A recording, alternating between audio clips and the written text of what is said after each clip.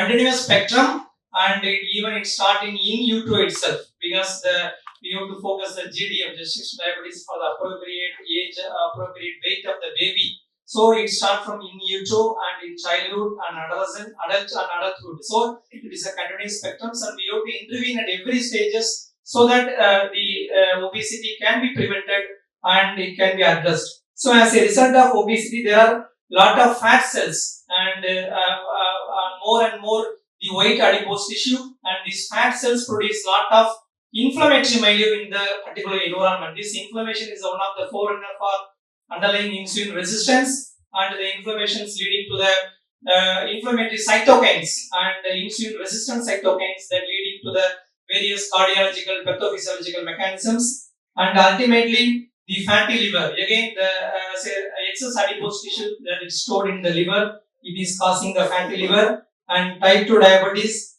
And recently, obstructive sleep apnea we are increasingly diagnosing because of the availability of the modalities, and clinically also by snoring and other simple bedside tests we can diagnose, and osteoarthritis, and rarely it may be causing the esophagus and endometrial carcinoma and other things in the female subgroup or PCOS. So it is a continuous spectrum.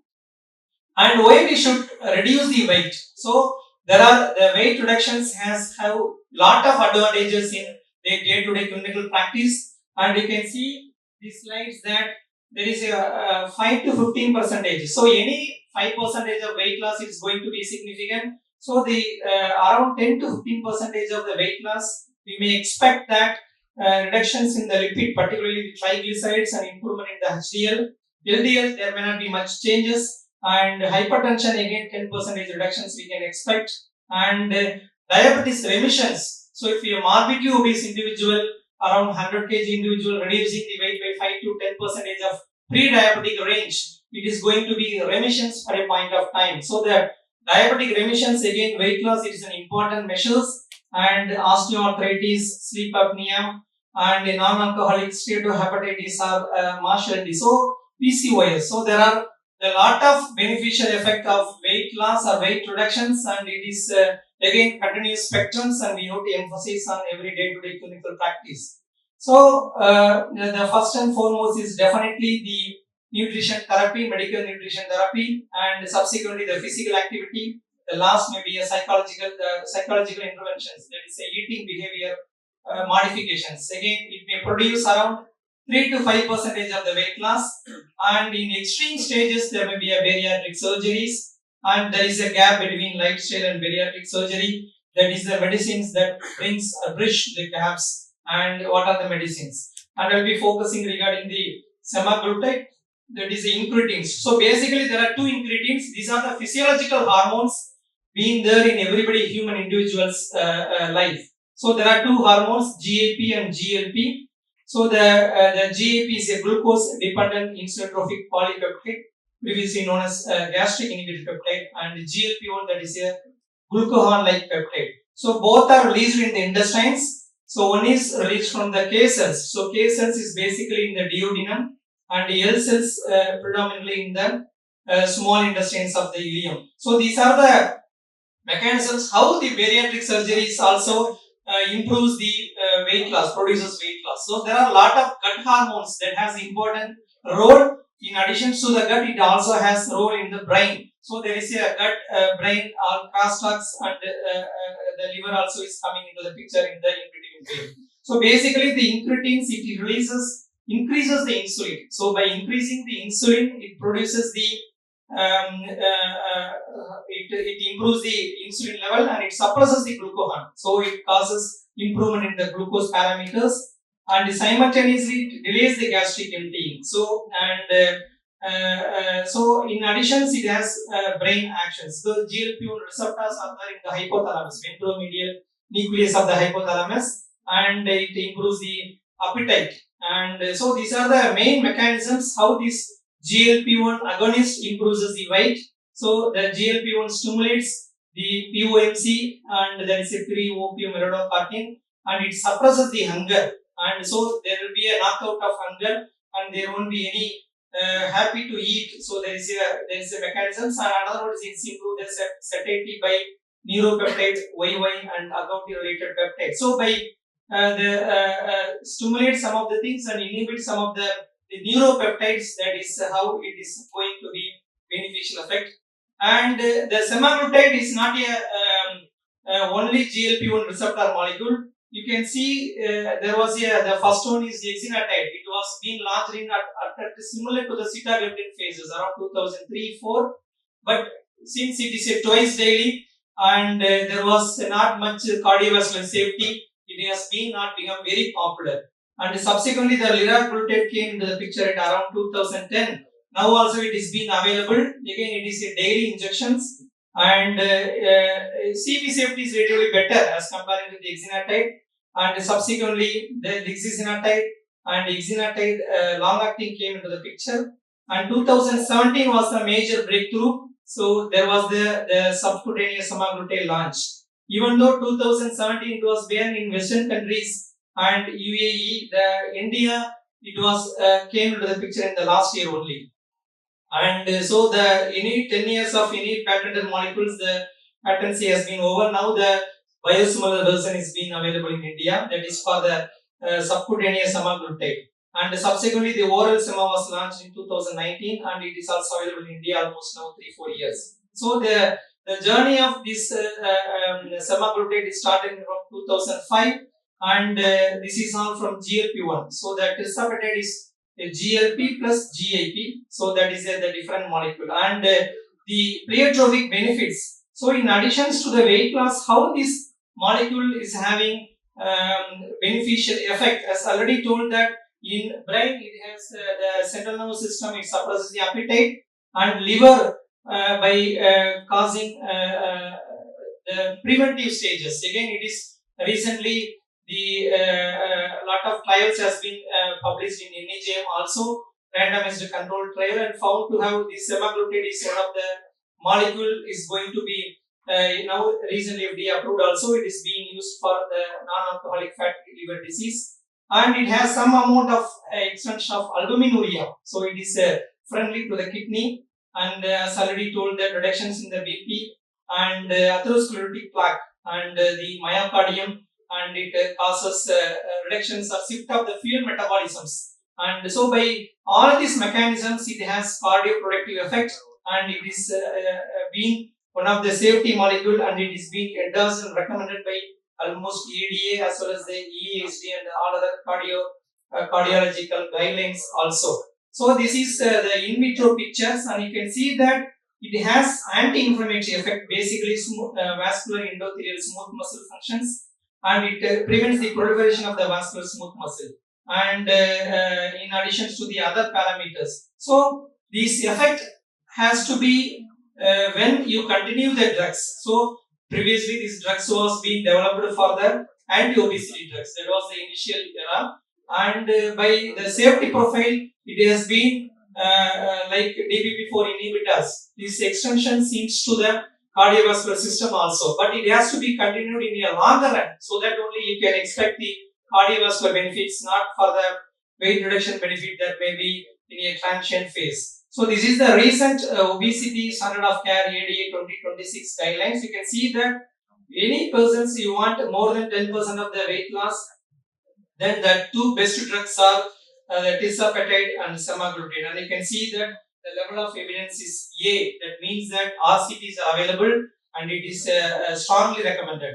And the moderate weight loss 5 to 10% currently we don't have in India, the fentermine, and modest all will be the liraglutide and other drugs came into these pictures. So by reducing the 10% of the weight loss, the steatosis phase and as and fibrosis also has going to be improved in case of the fatty liver disease. So you identify the current phenotype or correct phenotype, then you use these agents and you have to adequate counseling and knowledge so that the patients may continue in a longer run. So the success of the GLP-1 molecule is going to be a longer run usage rather than the short term usage.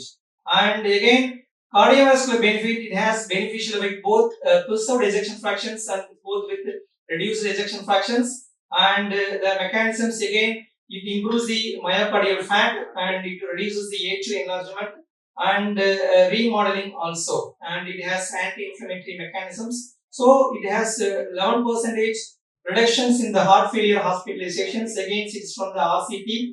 But as comparing with the SGLT2 inhibitors, the heart failure beneficial effect is going to be more with SGLT2 inhibitors, maybe around 30 to 40%, whereas this GLP-1 receptor is beneficial for the atherosclerotic is more, and even it has also heart failure reduction. So heart failure, the best one is SGLT2 inhibitors, but this also is having found to be more beneficial effect and almost 11% reductions. And again, this is from the ADA weight loss medicines, and you can see that where to position this weight loss molecule in various beneficial mechanisms. And you can see that the center one is atherosclerotic cardiovascular disease. The more benefit is with the semaglutide, and the other benefits is liraglutide and tirzepatide. So the level of evidences is more with the sema, and subsequently the lesser with the lira as well as the tirzepatide. And other drugs, exenatide and lixisenatide, and these are all doesn't dulaglutide. These doesn't have much impact on the cardiovascular benefits. And similarly, the pre-diabetes reductions, type 2 diabetes management, hypertension management, MASH, and OSA and osteoarthritis. So any severe osteoarthritis of 5 kg weight loss, it is going to be dramatic improvement for the pain relief. So it has definitely the pleiotropic benefits, and these are the various trials. I am not going into the detail. So there are all almost compared with all the drugs, and so the maximum dose you can expect up to 18%, but it is not going to be happen in every people. But even 5 to 10% of the weight loss, it is going to be a significant beneficial effect. So how to initiate or how to use it? So it has to be going slow, and because the side effect profiles may be there in each individual, so it's varying. But you can start with 0.25 milligram per week, and so you have to continue for 1 month. Then second month only you have to go for the next dose 0.5 milligram, and subsequently third month you can go for 1 milligram per week, and fourth month you can go for 1.7 or 2.4. That was the classical the designing of the molecule, and the Indian companies now has come with 2 milligram pen also. So by reaching the dosage 1.7, it may take 4 months. By the time patient has to be adherent, and it should not discontinue medicines for the beneficial effect. So the weight loss benefit may happen only if you go into around 1 milligram per week. So by 1 month you may not expect any weight loss, and 2 months also, because these are all the tolerability dose. So patients may have initial nausea, vomiting, but usually 1 to 2 weeks it will settle. It is not a refractor or very severe nausea vomiting these individuals. So by the time it may improve the nausea and vomiting. So the long term adherence is the key success of this molecule, and by 1.7, the tolerability is the individual consent. So we have to case basis. Our aim should not be the going to the maximum dose. Our aim should be the best tolerable doses for the longer run period. And this is the sustained, that is a semaglutide once weekly for type 2 diabetes management. It is compared with all the agents, so you can use it. But only thing you avoid or you stop DPP-4 inhibitor. So if patients is on already GLP-1 receptor agonist, there is not going to be additional benefits by giving this DPP-4 inhibitor. So you can always stop the DPP-4 when using the GLP-1 receptor agonist. And this is the comparisons. Again, it is compared with almost all the agents, and it is found to be beneficial. So this is again one landmark trial for the CVOT outcome. That is the cardiovascular outcome trials. It was published in 2016 in NEJM, and you can see that the benefit effect you can see at most around 2 months, maybe 6 to 8 weeks. You may expect this beneficial effect of the SEMA, and you can see that it has to continue in a long run. So this is the 5 years data, and 5 years data of the semaglutide versus placebo. You can see that 26% of risk reductions in the primary composite outcomes. That was CV death and non-fatal MI or non-fatal stroke, and so it has been used in type 2 diabetic populations. And this 2026 guideline also has been endorsed that for the atherosclerotic benefits, this is the best drugs, even at par or ahead of SGLT2 inhibitor. So it has to be used in all atherosclerotic cardiovascular disease, CKD, MASH or weight management and glucose lowering. So this is the the beneficial pleiotropic benefits is more rather than the glycemic benefit. Glycemic benefit you may expect around 1 to 1.5%, whereas the pleiotropic benefits is going to be what. So that again it has to be continued in a long run for the optimal benefit. So now the oral molecule also is available, and I am not going to the detail. And there are 3 doses for oral molecule. Oral molecule is a technology is different. So basically it's a peptide and it is being given in a pill. So it is a challenging technology, peptide in a pill, and so it has to be taken in the empty stomach for the better working of these conditions. It has to be daily instead of weekly once of injection. This oral molecule should be a daily. And again, CV, renal, PVD septa has been keep coming, and it is being found to be more useful. And oral molecule should be taken in the empty. And 14 milligram of oral is equivalent to 1 milligram of injection of semaglutide. So you can switch over into any form. So the last slide is the concerns. So what are the concerns about the semaglutide? So the pancreatitis. So if patient is already on gallstone disease, better to treat gallstone first, then use the GLP-1, because nobody knows which causes pancreatitis, as diabetes per se is more prone as compared with the non-diabetic population. So you treat gallstone disease. Similarly, the patients had triglycerides of more than 500, better not to use. You give concerns for reducing the triglycerides. And diabetic retinopathy, again there are a lot of issues has been discussed, but prospective studies is not there, and FDA also is closely watching. Currently, if it is a severe retinopathy is there, then all drugs that can reduces rapid glucose loss, the glycemic variability drugs, it is not to be used. That is the concern. Otherwise, this drug doesn't per se going to cause retinopathy. Similarly, non-arteritic ischemic optic neuropathy. So the hypoglycemia again initially may not be there. Third, fourth month it may cause hypoglycemia. So you have to reduce the insulin or sulfonylureas. And the other concern is muscle loss and fat loss. So whoever is going to lose more than 10% of the weight, we have to emphasize resistant strengthening of exercise and adequate protein intake, and GI adverse effect like gastroparesis and gallbladder disease I have already highlighted, and weight regain. So there are a lot of paper now coming up that if one stopped, it is going to increase the weight. So it has to be continued in a longer run, or we have to reduce the frequency of the injection. So the India has higher type 2 burden as well as the obesity burden, and we have more and more macrovascular complications as compared with the Western counterpart, and it's both oral and injections, but safety profile has been more with injection as compared with oral, and it has significantly reduced the major adverse cardiovascular events. And HbA1c reductions is around 1.7%, but the weight loss is quite significant, and so it has been now at affordable cost around 3 to 4,000 per month as per the biosimilars seen, but as compared with the Western population. Previous to the original molecule. So it has the pleiotropic benefits. So we have to continue, and we have to choose the right patients, so that, and we need more time to discuss with them, so that the long-term adherence is going to be a success. So with that, I am concluding. Thanks for the kind attention and opportunities.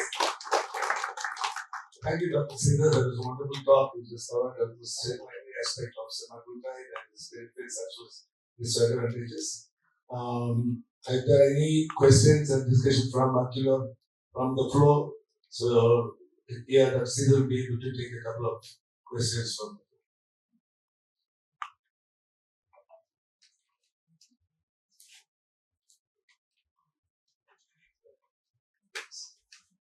Can we use semaglutide in all phenotypes of obesity?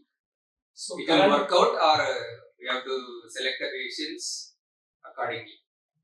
So the thin lean phenotypes or thin lean type 2 diabetes phenotypes, there is not much studies has been done, but definitely we should not use FCPD prone individual, fibrocarditis, pancreatic diabetes or pancreatic diabetes or lean phenotypes of diabetic individual. So metabolically unhealthy obese individual, like say, so normal BMI with other body fat percentage, we have to do more data. But these all data has to be generated from India or China. So these are the predominantly normal weight obese individual. So Western data is not there, and I don't know any data or India are generating or started doing the work. But it is a normal way how our normal weight phenotype individuals are behaving for this phenotype. But definitely FCPD or LADA or thin lean phenotypes, we should not use this semaglutide. The 1.7 HP reduction with what dose of semaglutide and what time you will achieve that, because it takes time. Yes, sir. Almost all the 1.7 or 2.4, that is the dosage. We may expect the HbA1c reductions of 1.4, 1.5 around. So it may take around 3 to 6 months. We may not expect very immediately, because the dose reaching that level it should take 3 months. So we may not expect within 3 months. It will take long time. Even hypoglycemia also will start later part of this thing only. Within a week or within a month it may not. In your experience, what is the tolerance? The vomiting,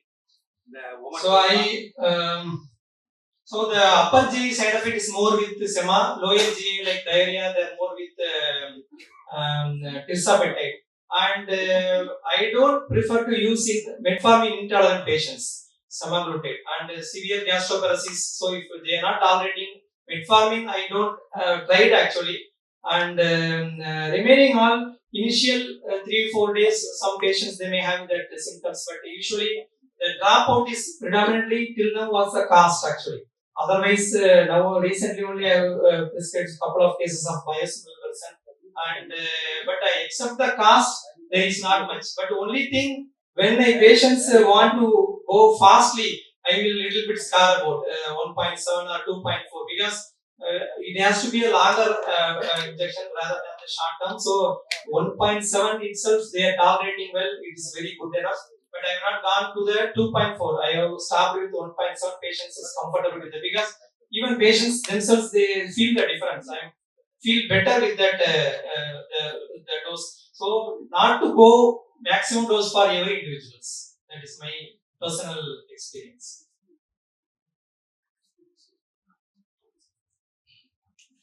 Dr. Sridhar, you talked about actually the retinal issues as well as the muscle loss and other things. There seems to be an apprehension about actually progressive stopping the trial. Progressive sarcopenia and inability to recover from that. One, even with actually like calorie-based balance, compensate as positive, and with all the exercises. Then about the progression of dementia, so which has been for especially subcortical demyelination and other things. What is your observation? Actually, the second question is dementia. It is a beneficial drug. So there is some trials and evidences also is there. Dementia, semaglutide is very good drug actually. Some specific trial for dementia is there. Only concern is that retinopathy. So what concern is any patient's fluctuations in the glucose, particularly in pancreatic diabetes or any diabetes, we expect ups and down is more.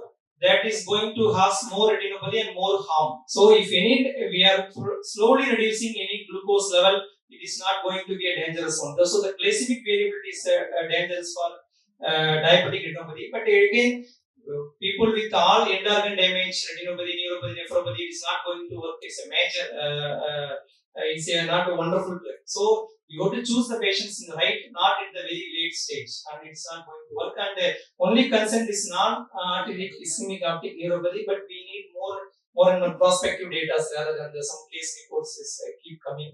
So now ophthalmology is also more looking to this picture. So I think another 3-4 years we may get a clear data.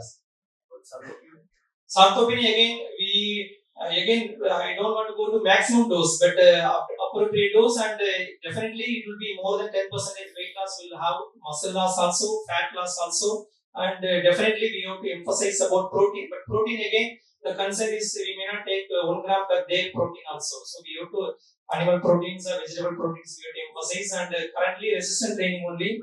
Another one drug is being in the pipeline. It is not been come into the Indian market, but again we have to see in our populations rather than we take it from the Western populations. Thank you, Dr. Sridhar. Sir, my question is that we have the wonderful drug metformin, which is time tested and connected with the obesity and PCOS. Why to go for a cost leader like semaglutide? So it's a similar, one size doesn't fit all. So metformin still we are using only. That is the first line and foremost. We are not going to recommend all for the semaglutide for all the diabetic populations, even childhood obesity or PCOS. It is a gold standard drugs. Only we need percentage of weight loss is more we expect. Then only we are going to have. So metformin may be around 2 to 3 kg weight loss we may expect. So I am speaking regarding the other pleiotropic benefits are the major weight loss. The percentage of weight loss we expect more. So this is the, but we may not use it for all diabetic population these drugs. It is practically also not possible.